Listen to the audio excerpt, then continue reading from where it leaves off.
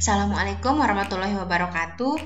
Selamat datang di video pembelajaran farmakologi 1 dengan materi nyeri dan inflamasi. Oke, ini adalah outline atau gambaran yang akan kita pelajari di bahasan mengenai nyeri.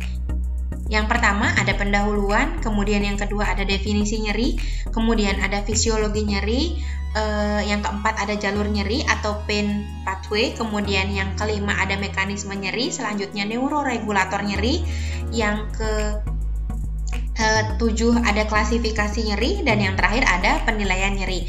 Sebelumnya saya informasikan nanti kalian buka kembali pelajaran kalian atau materi kuliah kalian mengenai sistem saraf, karena banyak yang akan berkaitan dengan sistem saraf di bahasan nyeri dan inflamasi yang akan kita bahas di video pembelajaran kali ini. Untuk yang pertama adalah pendahuluan. Jadi nyeri itu merupakan suatu masalah yang membingungkan, atau nyeri itu bisa dibilang merupakan alasan tersering yang dikeluhkan oleh pasien ketika berobat ke dokter atau ke fasilitas kesehatan. Hampir setiap pasien yang datang ke dokter berdasarkan survei itu pasti mengalami salah satu gejala, yaitu nyeri, ya. Bahkan saat ini nyeri itu disebut sebagai tanda vital kelima atau vital sign, dan memang nyeri dikelompokkan bersama tanda-tanda vital klasik ya, seperti suhu, nadi, laju pernapasan, dan tekanan darah. Jadi dahulu tanda-tanda vital itu hanya ada 4, yaitu suhu, nadi, laju pernapasan, dan tekanan darah. Namun seiring berjalannya waktu sampai saat ini, nyeri itu diklasifikasikan menjadi tanda vital yang kelima atau fifth vital sign. Nah, si Milton juga mengatakan bahwa nyeri itu merupakan suatu kesakitan atau suatu penderitaan yang sangat perfect atau yang sangat sempurna. Jadi memang sudah menjadi kewajaran ya bahwa manusia itu sejak awal memang berupaya untuk mengerti tentang nyeri dan bahkan mencari untuk pengatasan nyeri. Oke, kita masuk ke definisi nyeri. Yang pertama, nyeri adalah suatu pengalaman yang subjektif. Kenapa dibilang subjektif? Itu karena nyeri itu individual sifatnya. Nyeri antara si A dan si B itu bisa dirasakan berbeda. Misalnya, tusukan jarum. Itu bisa persepsi nyeri atau pengalaman nyeri yang dirasakan oleh si A dan si B itu bisa berbeda, karena memang itu sangat individual, karena batas ambang nyeri seseorang itu sangat berbeda ya. Sama halnya dengan seseorang mencium bau kemudian mengecap manis atau asin, itu kesemuanya merupakan persepsi panca indera dan dirasakan manusia itu sejak lahir ya. Namun nyeri akan berbeda karena stimulus nyeri itu merupakan suatu hal yang berasal dari kerusakan jaringan atau yang berpotensi menyebabkan kerusakan jaringan. Jadi ketika nyeri itu maksud saya itu ketika suatu cedera terjadi atau trauma baik berupa memar kayak gitu yang menyebabkan kerusakan jaringan, itu akan menimbulkan stimulus nyeri yang memang berbeda dari biasanya. Nanti akan kita bahas mekanismenya seperti apa. Oke, kemudian definisi yang kedua, nyeri adalah pengalaman sensorik dan emosional yang tidak menyenangkan akibat kerusakan jaringan, baik aktual maupun potensial, yang digambarkan dalam bentuk kerusakan. Aktual ini maksudnya kerusakan jaringannya sedang terjadi, dan potensial artinya kerusakan jaringan yang kemungkinan besar akan terjadi dan digambarkan dalam bentuk kerusakan. Oke, kemudian yang ketiga, nyeri adalah suatu sensasi dan memiliki komponen kognitif dan emosional yang digambarkan dalam suatu bentuk penderitaan. Oke, jadi dari ketiga definisi ini sebenarnya intinya definisi nyeri itu sama. Saya ambil dari beberapa referensi yang berbeda sehingga memiliki bahasan yang berbeda, tapi pada intinya nyeri itu memang suatu pengalaman sensorik dan memang bersifat individual yang disebabkan karena suatu kerusakan ya. Nanti mungkin kalau kalian membaca juga definisi nyeri yang berbeda kalimatnya, nah itu namun maknanya tetap sama. Oke, jadi ini fisiologi nyeri ya. Nah, mekanisme timbulnya nyeri itu didasari oleh proses yang beragam atau multiple, mulai dari peranan nociceptik, kemudian ada sensitisasi perifer ya, ada perubahan fenotip, sensitisasi sentral, Kemudian ada eksitabilitas ektopik, reorganisasi struktural, dan penurunan inhibisi. Itu beberapa proses yang yang mendasari timbulnya nyeri. Nah, namun antara stimulus cedera jaringan yang tadi ya menyebabkan trauma itu dan pengalaman subjektif nyeri itu ketika dirangkum ada 4 proses tersendiri dari fisiologi nyeri ya. Yang pertama ada transduksi, yang kedua transmisi, yang ketiga modulasi, dan yang keempat adalah persepsi. Di sini akan kita bahas yang pertama adalah transduksi ya. Transduksi itu adalah suatu proses di mana akhiran dari saraf aferen itu akan menerjemahkan stimulus ke impuls nosiseptik. Nah, stimulusnya contohnya misalnya tadi ya tusukan jarum. Nah, di situ ada peran 3 serabut saraf yang utama, yaitu serabut saraf A beta, A delta, dan C, di mana serabut-serabut tersebut akan berespon secara maksimal terhadap stimulus itu, sehingga serabut tersebut dikelompokkan menjadi serabut penghantar nyeri atau yang disebut dengan nosiseptor. Proses yang kedua itu adalah proses transmisi. Dari fisiologi nyeri itu ya, proses yang kedua adalah proses transmisi, di mana proses transmisi itu adalah suatu proses penyaluran impuls saraf menuju cornu dorsalis yang ada di medula spinalis, kemudian melewati sepanjang traktus sensorik sampai kepada tujuannya adalah otak. Ya. Jadi tadi stimulus tadi itu akan diantarkan oleh neuron oleh saraf aferen dikirim kemudian dan melewati cornu dorsalis, traktus sensorik sampai menuju ke otak, di mana akhirannya itu akan berakhir di cornu dorsalis yang memiliki memang banyak neuron spinal. Kemudian fisiologi yang ketiga itu adalah modulasi. Modulasi itu adalah proses amplifikasi sinyal atau proses pengubahan transmisi nyeri.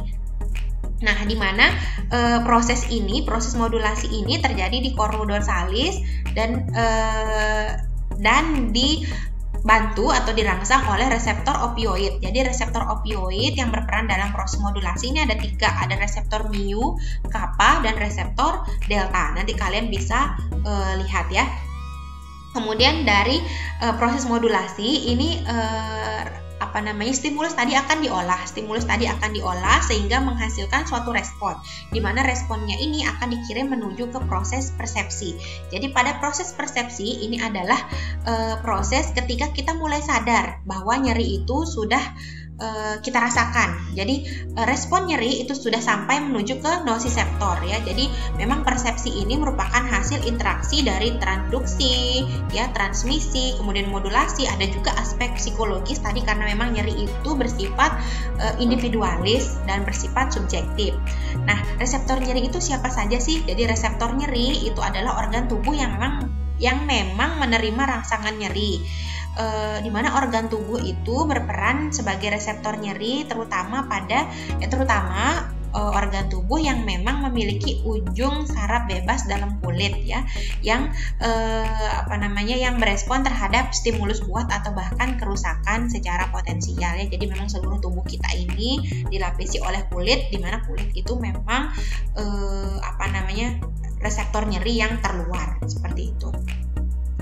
Oke, jadi bahasan selanjutnya yaitu adalah pain pathway atau jalur nyeri. Jadi di sini kalau kalian lihat ya dari gambar ini, dari gambar penghantaran nyeri, ada 2 jalur yang saya berikan tanda warna merah. Di sini ada namanya jalur ascending dan jalur descending. Jadi jalur ascending itu apa sih? Jalur ascending itu adalah jalur yang menaik dari mana maksudnya. Jadi ketika ada trauma, di sini kan proses penghantaran stimulus nyeri sampai ke otak untuk diolah di otak itu disebut dengan jalur ascending. Nah, ketika otak sudah mengolah stimulus tersebut sehingga menghasilkan respon itu akan dihantarkan balik menuju ke nosiseptor. Jadi penghantaran balik respon dari otak ke reseptor nosiseptor kita di sini itu disebut dengan jalur descending ya.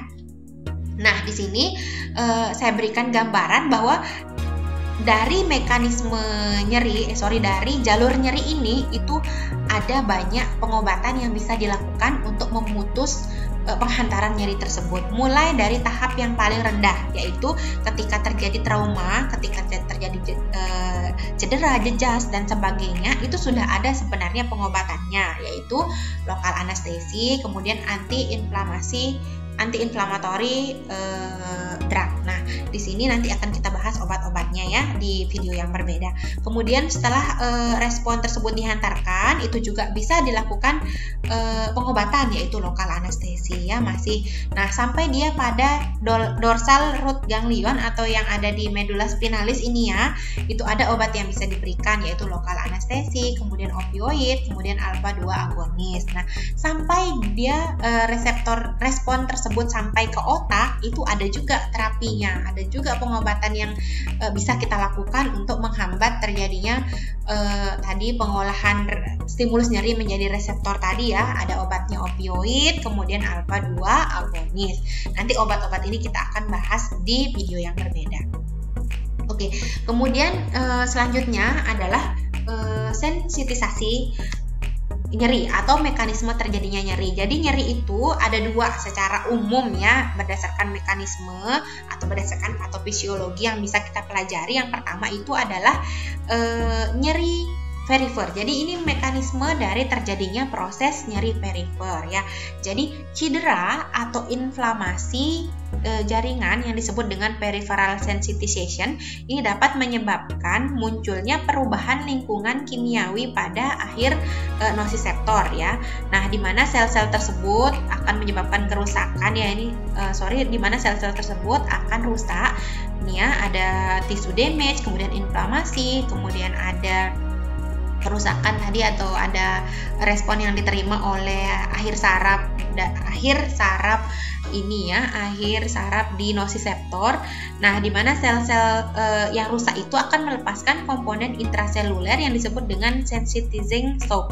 Di mana sensitizing soap ini ada terdiri dari ion hidrogen, kemudian norepinefrin, bradikinin, histamin, ion kalium ya, potasium, kemudian ada prostaglandin, purin, sitokin, terus ada histamin, leukotrin, kemudian ada neuropeptide juga ya. Nah, di mana komponen-komponen ini itu akan menyebabkan terjadinya rangsangan nosiseptor yang berlebihan, sehingga akan menyebabkan nosiseptor itu menjadi lebih sensitif terhadap adanya rangsangan berikutnya ya. Contohnya misalnya reseptor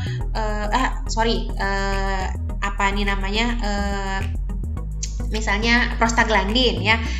Prostaglandin itu berperan dalam mereduksi ambang aktivasi nosiseptor dan menyebabkan peningkatan kepekaan ujung saraf dengan cara berkaitan pada reseptor spesifik yang ada di nosiseptor. Nah, jadi ini proses sensitisasi perifer namanya ya. Jadi proses sensitisasi perifer itu akan menyebabkan penurunan ambang rangsang dari nyeri itu dan berperan dalam meningkatkan sensitivitas nyeri di tempat cedera dan di tempat inflamasi. Oke, kemudian ini adalah sensitisasi sentral.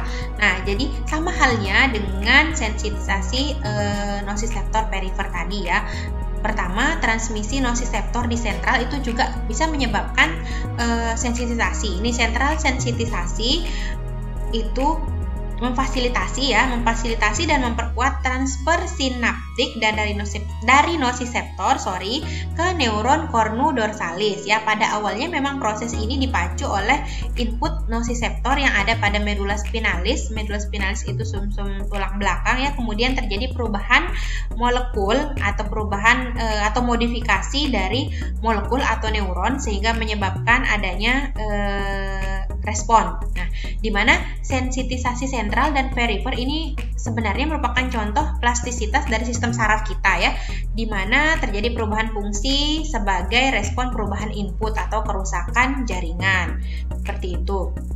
Nah, semua reaksi ini akan menyebabkan munculnya rangsangan nyeri akibat stimulus non-noxisius atau stimulus yang langsung ke sistem saraf dan memang jauh dari jaringan yang terkena cedera dan akan menjadi lebih sensitif juga terhadap rangsangan nyeri. Oke, untuk bahasan selanjutnya adalah neuroregulator nyeri. Nah, neuroregulator atau substansi yang berperan dalam transmisi stimulus saraf itu secara umum dibagi menjadi dua, yaitu ada neurotransmitter dan neuromodulator. Neurotransmitter itu merupakan neuron atau neuron atau sel-sel saraf yang memang bertugas mengirim impuls elektrik melewati rongga sinap antara dua serabut saraf ya, dan dapat pula dia bersifat sebagai penghambat atau pengeksitasi dari impuls saraf tersebut.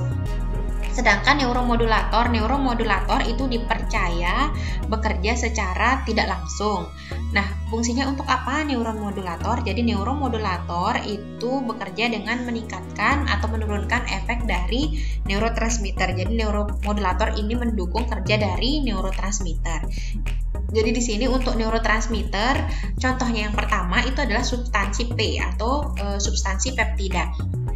Di mana substansi peptida ini ditemukan pada neuron nyeri yang ada di cornu dorsalis yang berfungsi untuk mentransmisi impuls nyeri dari perifer ke otak dan dapat menyebabkan vasodilatasi dan edema.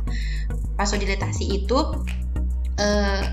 vasodilatasi itu pelebaran pembuluh darah dan edema itu adalah pembengkakan ya, nanti kalian bisa cari lagi maknanya. Kemudian yang kedua contohnya adalah serotonin. Jadi serotonin ini merupakan neurotransmitter yang dilepaskan oleh batang otak dan cornu dorsalis untuk menghambat transmisi nyeri. Yang ketiga adalah neurotransmitter prostaglandin. Jadi memang neurotransmitter prostaglandin ini disebut dengan mediator inflamasi ya. Umum dia dikenal dengan mediator inflamasi. Jadi dia itu berasal dari pemecahan fosfolipid di membran sel, nanti akan kita bahas, dan memang berfungsi untuk meningkatkan sensitivitas terhadap sel. Kemudian yang kedua adalah neuromodulator. Yang pertama di sini adalah endorfin. Jadi endorfin ini kadang juga disebut dengan morfin endogen. Ya, morfin dia memiliki sifat seperti morfin, tapi memang dibentuk oleh tubuh kita sendiri ya, disebut dengan endorfin. Dia merupakan substansi sejenis morfin yang disuplai oleh tubuh. Artinya tubuh kita itu bisa memproduksi sendiri. Nah, endorfin ini diaktifasi oleh daya stres dan nyeri. Dia itu terdapat di otak, spinal dan traktus gastrointestinal yang memang berefek untuk memberi efek analgesik. Kemudian neuromodulator yang kedua itu adalah bradikinin, di mana bradikinin ini dilepaskan dari plasma dan dipecah di sekitar pembuluh darah tempat mengalami inflamasi atau mengalami cedera, di mana dia bekerja pada reseptor saraf perifer yang menyebabkan peningkatan stimulus nyeri. Tapi bradikinin ini juga bisa bekerja di sel. Dia kerjanya seperti apa? Dia menyebabkan reaksi berantai sehingga terjadi pelepasan prostaglandin. Nanti mekanismenya seperti apa kita akan bahas lebih lanjut.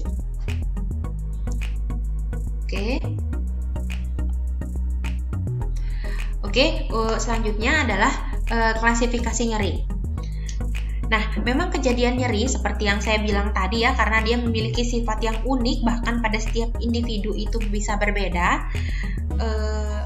Selain itu juga adanya pengaruh psikologis ya, seperti takut, marah, kecemasan, depresi, kemudian kelelahan, itu juga bisa mempengaruhi bagaimana nyeri itu dirasakan ya. Jadi memang subjektivitas nyeri itu sebenarnya membuat sulitnya mengkategorikan nyeri itu ya. Nah, salah satu pendekatan yang dilakukan oleh para ahli ya untuk mengklasifikasikan nyeri itu menggunakan 3 hal ini, yaitu berdasarkan durasi, kemudian berdasarkan patofisiologi, dan berdasarkan etiologi.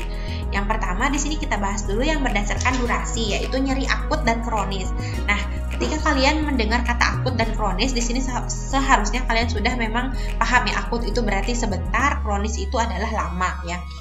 Nah, nyeri akut itu adalah nyeri yang dihubungkan dengan kerusakan jaringan dan durasi yang terbatas ya. Setelah nosiseptor itu kembali ke ambang batas, maksudnya ke ambang ke ambang reseptor nyerinya.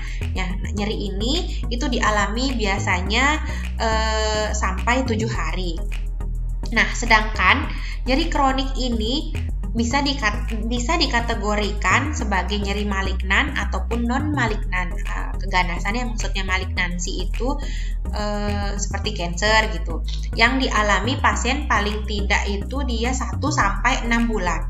Nah, contoh nyeri kronik yang malignan itu biasanya adalah nyeri kronik yang disertai kelainan patologis dan indikasi sebagai penyakit yang life limiting disease atau life limiting illness seperti yang saya bilang tadi ya, kanker, kemudian infeksi HIV, itu termasuk nyeri kronik yang malignan ya.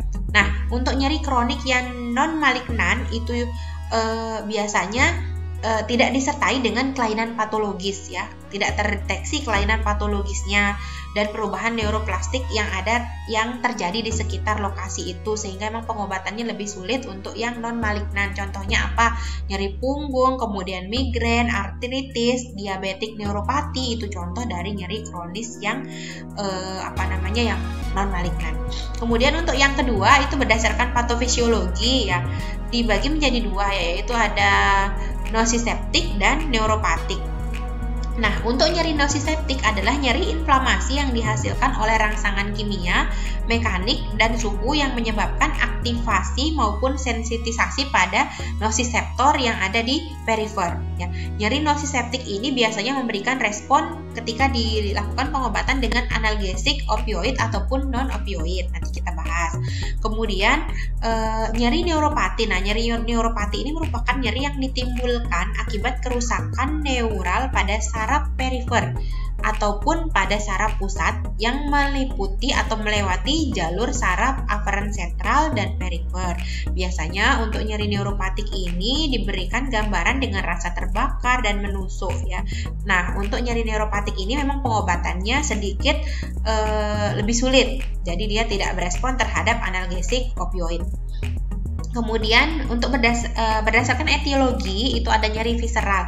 Jadi nyeri visceral ini biasanya itu terjadi secara menjalar ya dan mengarah ke daerah permukaan tubuh yang memang jauh dari tempat nyeri berasal.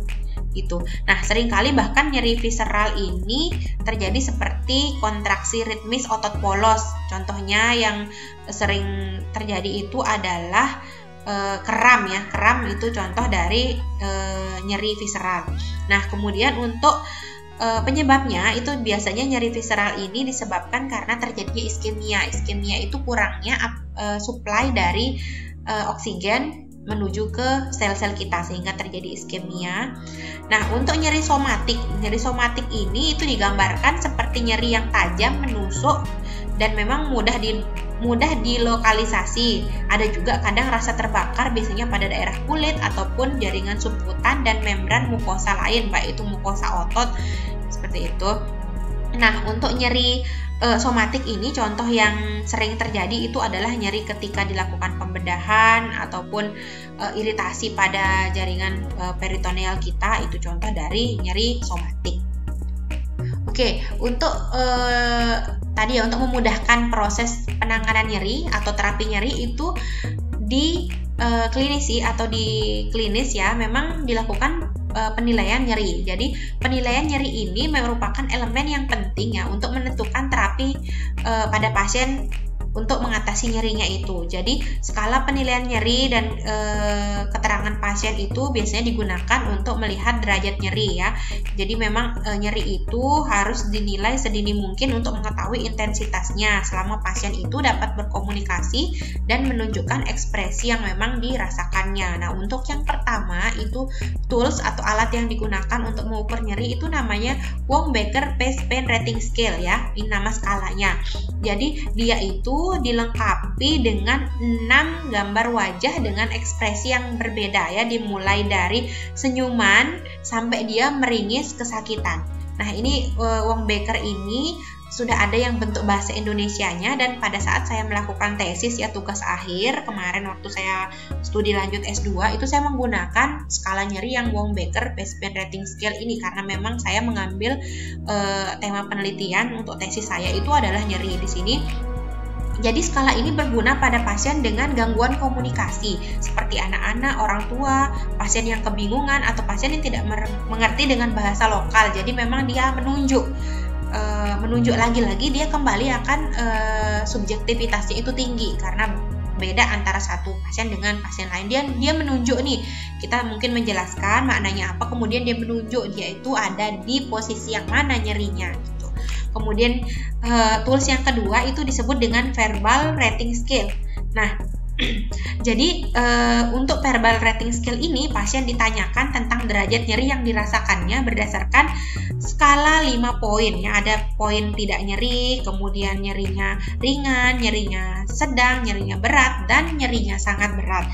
Lagi-lagi ini subjektif ya, karena pasien harus menentukan sendiri dia ada di bagian nyeri yang mana. Kemudian yang ketiga, itu adalah numerical rating scale ya. Jadi memang skala numerical rating scale ini memang pertama kali itu ditemukan dibanding skala nyeri yang lain ya, yaitu pada tahun 1978 oleh Downey. Itu dia sudah ditemukan, dan memang pada awal muncul skala nyeri itu adalah yang ini, NRS ini. Nah, jadi kalau untuk NRS ini pasien ditanyakan nih tentang derajat nyeri yang dirasakan dengan menunjuk skala 0 sampai 5, kemudian 0 sampai 10 ya. Di mana angka 0 itu menunjukkan tidak ada nyeri sama sekali, kemudian angka 5 itu nyeri moderate atau sedang, dan angka 10 itu nyeri berat. Memang agak kurang disukai ya, karena agak tingkat subjektivitasnya tinggi sekali. Ketika pasien menunjuk 3 ataupun 7, nanti kita bingung dia ada di bagian yang mana, karena memang dia hanya ada 3 untuk ininya ya, untuk penilaiannya ada yang no pain, moderate pain, dan worst possible pain. Nah, untuk yang keempat itu adalah visual analog scale. Nah, jadi skala visual analog scale atau skala VAS itu cara paling banyak digunakan ya, memang paling banyak disukai. Metode ini paling gampang untuk mengukur intensitas nyeri karena disertai oleh ini ada wajah, gambar wajah, dan ada seperti penggaris yang panjangnya 10 cm. Yang menggambarkan keadaan dari tidak nyeri sampai keadaannya nyeri hebat ya. Nah, pasien itu kadang menandai angka pada penggaris ini yang menggambarkan intensitas nyeri yang dirasakannya. Keuntungan dengan metode ini adalah sensitif untuk mengetahui perubahan intensitas nyeri, mudah dimengerti dan mudah dikerjakan. Dan memang dia itu mudah digunakan dalam berbagai kondisi klinis apapun. Namun dia ada kerugiannya. Tidak dapat digunakan pada anak di bawah 8 tahun karena anak-anak bingung nanti ya. Dan mungkin juga sukar diterapkan pada pasien yang sedang nyeri hebat karena boro-boro sempat menunjukkan ini ya skala nyerinya, dia sudah kesakitan untuk pasien yang dengan skala nyeri yang berat. Oke, selanjutnya kita akan membahas inflamasi. Ini adalah outline yang akan kita bahas di materi inflamasi. Yang pertama ada definisi inflamasi, kemudian yang kedua ada jenis inflamasi, yang ketiga mekanisme inflamasi, yang keempat ada tanda-tanda inflamasi, dan yang kelima adalah mediator inflamasi. Yang pertama, definisi inflamasi. Jadi inflamasi atau radang merupakan proses fungsi pertahanan tubuh terhadap masuknya organisme maupun gangguan lain. Jadi sebenarnya inflamasi itu merupakan suatu reaksi dari jaringan hidup guna melawan berbagai macam rangsangan.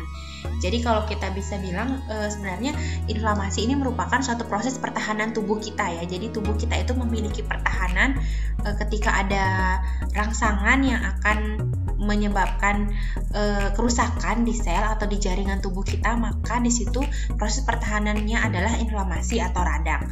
Namun fenomena yang terjadi pada proses inflamasi itu terkadang meliputi kerusakan mikrovaskular, kemudian meningkatnya permeabilitas kapiler, dan migrasi leukosit menuju ke jaringan tempat terjadi peradangan.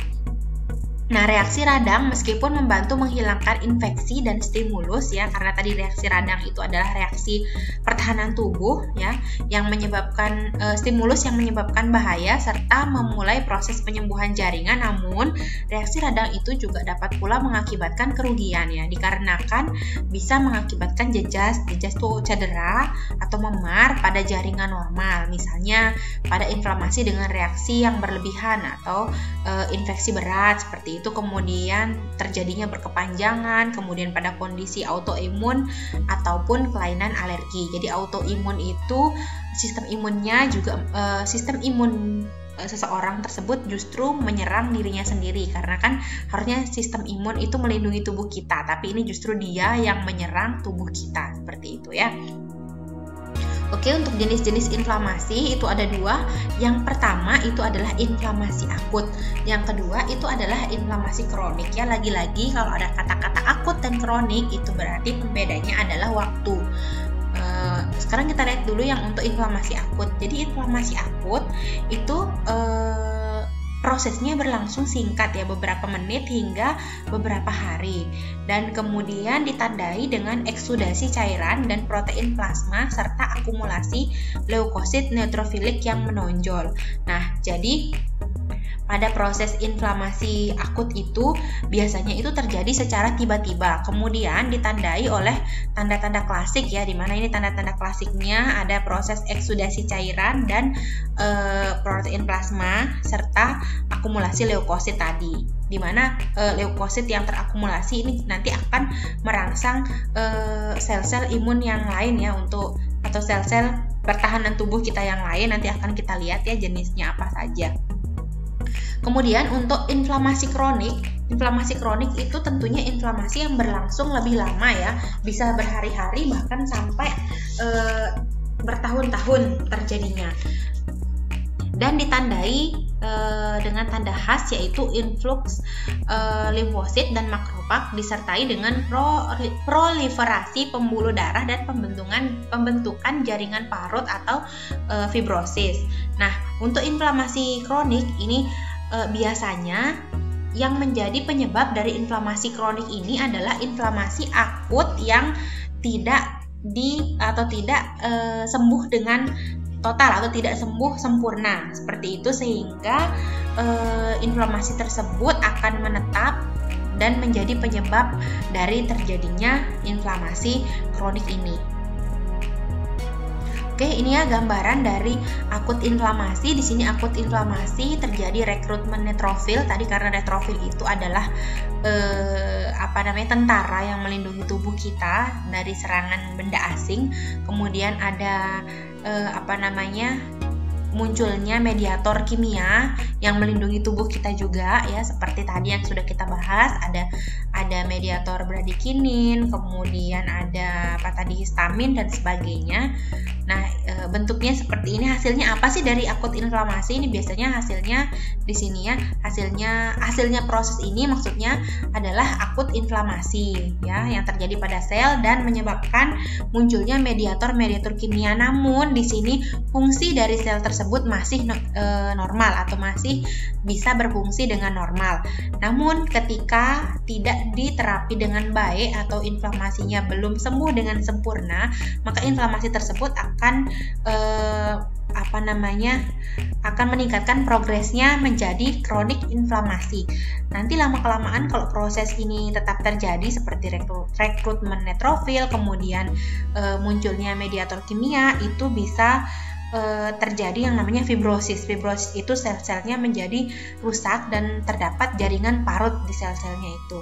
Nah, ketika dia tidak sembuh dengan baik, itu bisa menyebabkan fibrosis. Nah, ketika dia sudah mengalami fibrosis, maka fungsi normal dari sel tersebut tidak akan terjadi atau dia tidak bisa lagi melakukan fungsinya secara normal. Kemudian kita lanjutkan untuk mekanisme inflamasi. Jadi di sini kita akan membahas 3 mekanisme umum terjadinya inflamasi. Yang pertama itu adalah kebocoran vaskular dan edema, dan terjadinya edema atau pembengkakan. Jadi di sini ini adalah kondisi pembuluh darah kita pada saat dalam kondisi normal ya. Jadi pembuluh darah kita itu di dalamnya tidak hanya ada sel-sel darah ya. Jadi isinya di pembuluh darah kita itu ada yang namanya cairan darah atau plasma darah dan sel-sel darah. Kemudian di situ ada juga plasma protein atau protein plasma. Ketika dalam kondisi normal pembuluh darah kita di sini memang tekanan hidrostatiknya itu akan lebih tinggi dibandingkan tekanan osmotik dari koloid ini. Namun ketika mulai terjadi proses inflamasi ya, proses inflamasi itu terjadi akan menyebabkan semakin tingginya peningkatan dari tekanan hidrostatik kita ya. Di sini semakin hidrostatiknya semakin tinggi, kemudian justru penurunan dari tekanan koloidnya, tekanan koloid osmotik ya. Tekanan osmotik koloidnya semakin menurun, yang lama-kelamaan bisa menyebabkan terjadinya kebocoran dari pembuluh darah kita. Karena memang fungsi dari tekanan hidrostatik di sini adalah untuk menjaga permeabilitas dari pembuluh darah kita supaya dia tidak mudah bocor. Kemudian apabila ini meningkat ya, apabila tekanan hidrostatik meningkat, kemudian tekanan osmotiknya menurun, nanti lama-lama pembuluh darahnya akan mengalami kebocoran seperti proses yang C. Jadi proses B ini namanya transsudat, kemudian proses yang C ini terjadi ya. Nah, jadi proses di sini itu disebabkan karena tekanan osmotik ya, tekanan osmotiknya itu, tekanan osmotik yang ada di dalam pembuluh darahnya ini semakin menurun dan meningkatnya tekanan hidrostatik tadi menyebabkan pembuluh darahnya bocor. Artinya cairan darah atau plasma darah atau plasma protein yang ada di dalam pembuluh darah ini akan keluar dari pembuluh darah karena tadi kan dia bocor ya. Kemudian pembuluh darah juga akan mengalami vasodilatasi. Setelah itu celah-celah yang ada di sel darah kita akan menjadi meningkat, akan menjadi semakin luas. Jadi isi yang ada di pembuluh darah kita ini akan keluar, kemudian menumpuk pada jaringan yang mengalami peradangan dan menyebabkan terjadinya edema. Nah, di mana cairan tersebut disebut dengan eksudat ya. Kemudian untuk mekanisme yang kedua di sini adalah mekanisme aktivitas seluler. Jadi aktivitas seluler ini dimulai setelah peningkatan aliran darah ke bagian yang mengalami cedera. Di mana ketika bagian tersebut mengalami cedera, jadi secara otomatis tubuh kita itu akan merespon dengan cara meningkatkan aliran darah ke bagian yang cedera itu. Karena apabila tidak dialiri dengan pembuluh darah atau tidak dialiri dengan darah, maka bagian tersebut akan mengalami nekrosis ya, kematian sel. Karena kenapa kok bisa mengalami nekrosis? Karena kan darah merupakan suplai utama atau makanan utama yang yang menyuplai di sel kita. Jadi kalau tidak sudah dia cedera kemudian tidak diberikan asupan oleh darah, maka dia akan semakin rusak ya jaringan tersebut gitu. Jadi inflamasinya di sini ada mekanisme selulernya. Nah, kemudian di aktivitas seluler ini yang paling berperan di sini adalah leukosit dan trombosit, karena leukosit dan trombosit itu tertarik ke daerah yang mengalami cedera tadi karena memang pelepasan mediator inflamasi. Nah, selain itu juga trombosit yang masuk ke daerah cedera itu akan merangsang pembekuan untuk mengisolasi infeksi dan mengontrol perdarahan ya. Nah, jadi penarikan leukosit yang meliputi neutrofil, kemudian monosit ke daerah yang cedera itu disebut kemotaksis. Jadi di sini ada kurang lebih tiga proses yang dilalui pada aktivitas seluler. Yang pertama ini adalah marginasi dan rolling. Jadi leukositnya ini mulai mengenali, kemudian kayak muncul sinyal-sinyal gitu ya, karena ada gangguan di situ. Kemudian dia mulai bergerak, mengalami rolling ini, kemudian dia sampai teraktivasi ya, leukositnya di sini teraktivasi. Kemudian setelah itu proses yang kedua dia mengalami adesi, di sini adesi dan transmigrasi antar sel endotel. Endotel itu sel antara sel satu yang ini dengan sel yang lain. Di sini ada celah kan ya. Nah, itu mengalami migrasi antar sel endotel. Kemudian setelah terjadi transmigrasi tadi, untuk bagian yang ketiga, untuk proses yang ketiga itu dia akan mengalami yang namanya migrasi. Jadi proses pertama pertama tadi marginasi dan rolling, yang kedua adesi dan transmigrasi, yang ketiga adalah proses migrasi. Nah, pada saat proses migrasi ini, mediator kimiawi, kemoatraktan tadi ya, dan sitokin ini yang sudah dibentuk di sini tuh akan mempengaruhi proses ini dengan cara mengatur ekspresi permukaan dan afiditas molekul adesi. Jadi dari proses ini dia akan bermigrasi dari, di sini kan intraseluler. Intraseluler itu intraseluler dari pembuluh darah kita, baru dia menuju ke ekstravaskular atau luar dari pembuluh darah. Jadi dia bermigrasi dari intraseluler atau intravaskular menuju ke ekstravaskular, sehingga dia akan menyebabkan respon inflamasi. Kemudian mekanisme inflamasi yang ketiga itu adalah pembentukan metabolit asam arakidonat. Nah, jadi kerusakan sel yang terkait dengan inflamasi itu berpengaruh terhadap selaput membran sel yang menyebabkan leukosit itu akan mengeluarkan enzim-enzim lisosomal, terutama yang namanya metabolit asam arakidonat ini ya, metabolit asam arakidonat. Jadi sebagian metabolit asam arakidonat itu akan diubah menjadi enzim LOX atau lipooksigenase dan siklooksigenase. Nah, untuk lipooksigenase dia itu akan menghasilkan metabolisme akhir atau hasil dari metabolisme atau produksi akhirnya itu, produk akhirnya adalah leukotrien ya. Sedangkan untuk jalur lipooksigenase dia itu memiliki dua enzim, yaitu siklooksigenase 1 dan siklooksigenase 2, di mana siklooksigenase 1 ini sangat berperan dalam enzim konstitutif, artinya enzim yang melindungi gitu ya. Nah, kalau yang enzim yang COX-2 itu dia ditemukan pada kondisi yang terjadinya proses inflamasi.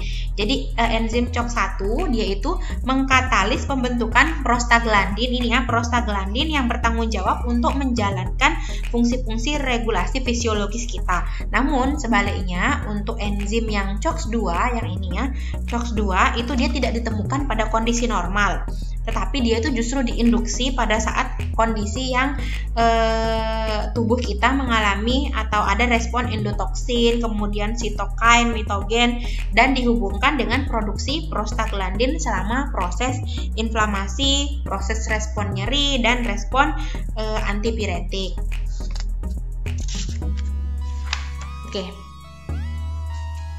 Oke, untuk selanjutnya adalah tanda-tanda inflamasi. Jadi di sini saya berikan kalian gambaran ya menggunakan bagan agar lebih kalian pahami. Jadi dari beberapa mekanisme tadi ada 3 mekanisme inflamasi, itu kita kaitkan dia dengan tanda inflamasi. Namun di sini saya lebih ringkas ya. Yang pertama di sini ketika terjadi noksi. Noksi itu adalah cedera pada sel, itu akan menyebabkan terjadinya kerusakan sel. Kemudian di situ prosesnya selanjutnya adalah pembebasan bahan mediator, bisa melalui migrasi leukosit dan proliferasi sel seperti yang tadi ya. Kemudian dari pembebasan bahan mediator ini yang pertama itu adalah gangguan sirkulasi lokal, yang tadi adalah kebocoran akibat kebocoran vaskular dan edema tadi, itu bisa menyebabkan tanda inflamasi berupa kemerahan dan terasa panas pada daerah yang terkena inflamasi. Kemudian yang kedua itu adalah proses eksudasi atau eksudat tadi yang kita gambarkan di aktivitas seluler, itu bisa menyebabkan terjadinya pembengkakan pada tempat yang terjadi inflamasi. Kemudian yang ketiga itu adalah rangsangan reseptor nyeri yang tadi ya, yaitu pembentukan metabolit dari asam arakidonat, itu bisa menyebabkan terjadinya gangguan fungsi dan terjadinya nyeri. Kalau kita gambarkan tanda inflamasi yang umum itu ada 5. Yang pertama itu adalah rubor. Rubor itu artinya kemerahan, kemudian kalor itu artinya rasa panas, kemudian yang ketiga itu dolor itu artinya nyeri, kemudian yang keempat ada tumor itu adalah pembengkakan, dan yang terakhir kelima adalah fungsiolaisa. Fungsiolaisa ini adalah kehilangan fungsi di jaringan yang sedang terkena inflamasi. Kita bahas dulu untuk yang rubor. Jadi rubor atau kemerahan ini itu biasanya merupakan hal pertama yang dilihat di daerah yang mengalami peradangan. Jadi waktu reaksi peradangan mulai timbul, maka arteri yang mensuplai darah ke daerah inflamasi tersebut itu akan melebar dan mengalami vasodilatasi. Kemudian karena mengalami vasodilatasi tadi, itu banyak darah yang mengalir ke dalam mikrosirkulasi lokal yang ada di situ. Jadi pembuluh darah yang sebelumnya kosong atau sebagian saja yang meregang ya atau terisi maksudnya, itu secara cepat itu akan meregang dan mengalami vasodilatasi sehingga dipenuhi dengan darah. Nah, keadaan ini itu akan menyebabkan hiperemi atau kongesti yang menyebabkan warna merah timbul, merah lokal yang ada di bagian peradangan tersebut ya. Kemudian yang kedua adalah kalor atau rasa panas. Nah, rasa panas dan warna kemerahan ini biasanya terjadi secara bersamaan ini ya, antara rubor sama kalor ini. Jadi kalau rasa panas itu disebabkan karena jumlah darah itu lebih banyak di tempat radang dibanding di daerah lain di sekitarnya. Jadi fenomena panas ini terjadi bila terjadi peradangan di permukaan kulit. Nah, apabila peradangan tidak terjadi di daerah yang bisa dijangkau atau misalnya terjadi di dalam tubuh kita yang tidak terjangkau oleh kita, maka kita tidak bisa merasakan rasa panas ataupun melihat warna kemerahan tersebut. Jadi rubor dan kalor ini itu terbatas pada daerah inflamasi selama dia mengenai bagian luar tubuh kita ya, misalnya ada di permukaan tubuh seperti itu. Kemudian yang ketiga itu adalah dolor. Dolor ini rasa nyeri atau rasa sakit.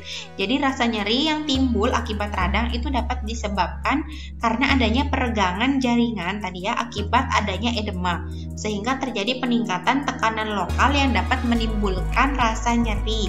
Selain itu juga karena adanya pengeluaran zat-zat kimia atau mediator-mediator inflamasi seperti prostaglandin tadi ya, histamin, bradikinin yang dapat merangsang saraf verifer kita yang ada di sekitar lokasi peradangan untuk merasakan rasa nyeri.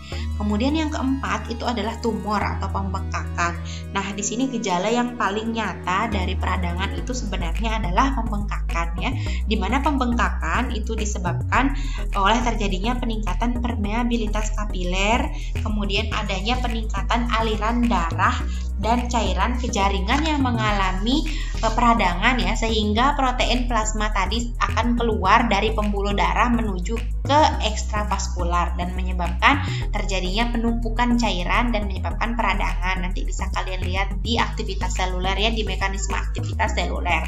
Kemudian yang kelima adalah fungsiolaesa atau gangguan fungsi, di mana fungsiolaesa ini merupakan gangguan fungsi dari jaringan sebagai konsekuensi dari suatu proses inflamasi. Jadi gerakan yang terjadi pada daerah peradangan tersebut, baik yang dilakukan secara sadar maupun secara refleks ketika kita melakukan pergerakan, itu akan mengalami hambatan karena adanya rasa sakit. Jadi itu yang menyebabkan gangguan fungsi dari daerah yang mengalami peradangan tersebut. Selain itu juga karena adanya pembengkakan juga pada daerah yang mengalami radang secara fisik, sehingga kemampuan untuk bergerak jaringan tersebut juga terbatas. Oke, kemudian kita lanjut. Ini adalah mediator inflamasi. Jadi berdasarkan jenisnya, mediator inflamasi itu dibagi menjadi dua ya, yaitu yang pertama mediator lokal, di mana mediator lokal ini disintesis secara lokal oleh sel tempat terjadinya inflamasi. Kemudian yang kedua adalah mediator sistemik, di mana mediator sistemik ini itu disirkulasi di dalam plasma dan biasanya disintesis oleh hati, oleh organ hepar kita atau organ liver kita ya. Kita lihat sekarang, nah ini dia ya, ini mediator yang disintesis lokal di sel, kemudian ini yang disintesis di sistemik di liver kita. Jadi ini macam-macam mediatornya, nanti kalian bisa lihat di sini ada histamin, kemudian serotonin, ada prostaglandin, leukotrien, platelet, kemudian ROS, ada NO, nitrit oxide, kemudian ada cytokine, kemudian ada neuropeptide ya. Nah, untuk yang di sintesis mediator sistemik itu ada di sini complement activation, anaphylatoxin ya, kemudian ada kinin seperti itu. Tapi memang sebagian besar lebih banyak adalah mediator yang lokal ini, dimana kesemuanya ini merupakan mediator kimia pada inflamasi ya, yang memang memiliki beberapa fungsi dalam proses-proses inflamasi tersebut. Nah, oke. Nah, ini dia adalah mediator inflamasi yang paling sering ya, dimana yang pertama ada prostacyclin, PGI2 itu sebenarnya prostaglandin I2 itu disebut dengan prostacyclin. Kemudian prostaglandin 1 dan prostaglandin 2 dia berperan dalam vasodilatasi. Kemudian ada mediator namanya tromboksan A2, kemudian leukotrien yang tipe C4, D4, E4 itu berperan sebagai vasokonstriksi. Kemudian leukotrien C4, D4, E4 ini juga berperan dalam peningkatan permeabilitas vaskular. Dan yang keempat itu leukotrien B4 itu berperan dalam kemotaksis dan adesi leukosit di bagian tadi ya, aktivitas seluler. Jadi memang mediator inflamasi ini saya tidak jelaskan rinci satu-satu di sini. Itu seharusnya kalian sudah mendapatkannya ya di mata kuliah, mungkin di sistem saraf ya, di anatomi fisiologi, ataupun nanti kalian akan mendapatkannya juga di mata kuliah apa nih, kalau seperti ini di patofisiologi mungkin ya, nanti kalian buka kembali pembelajaran tentang hal-hal tersebut. Oke, untuk kesimpulan akhirnya, yang pertama, nyeri adalah pengalaman sensorik dan emosional yang tidak menyenangkan akibat kerusakan jaringan tadi ya, baik aktual maupun potensial atau yang digambarkan dalam bentuk kerusakan. Kemudian, inflamasi atau radang merupakan proses fungsi pertahanan tubuh terhadap masuknya organisme maupun gangguan lain, di mana inflamasi merupakan suatu reaksi dari jaringan hidup ya, guna melawan berbagai macam rangsangan. Kemudian yang ketiga, tanda-tanda inflamasi yaitu tadi ya, nyeri itu dolor, kemudian bengkak itu tumor, kemerahan itu rubor, panas itu kalor, dan hilangnya fungsi atau fungsiolaisa. Nah, setelah kita lihat tanda-tanda inflamasi, ternyata kita bisa menyimpulkannya bahwa nyeri itu merupakan salah satu bagian atau salah satu tanda dari proses terjadinya inflamasi. Oke, sekian dari video pembelajaran mengenai nyeri dan inflamasi. Jika masih ada hal-hal yang perlu kita diskusikan dan masih kalian bingungkan, boleh kontak saya ya di nomor ini, ataupun mungkin nanti kita akan berdiskusi pada saat jam pembelajaran online kita. Terima kasih. Wassalamualaikum warahmatullahi wabarakatuh.